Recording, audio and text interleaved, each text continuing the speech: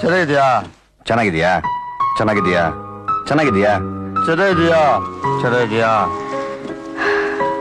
ಒಂದ್ ಪುಟ್ಟು ಮನೆ, ಮಳೆ ಬಂದ್ರೆ ಓಡಾಡಕ್ ಕಾರು, ಬೆಚ್ಚಕ್ ತಬ್ಗೊಂಡ್ ಸುತ್ತಾಡಕ್ ಬೈಕು, ಇಬ್ರು ಮಕ್ಳು, ಒಳ್ಳೆ ಸ್ಕೂಲು, ದುಡಿಯಕ್ ನೀನು, ಮನೇಲಿರಕ್ ನಾನು, ಇಷ್ಟಿದ್ರೆ ಸಾಕು.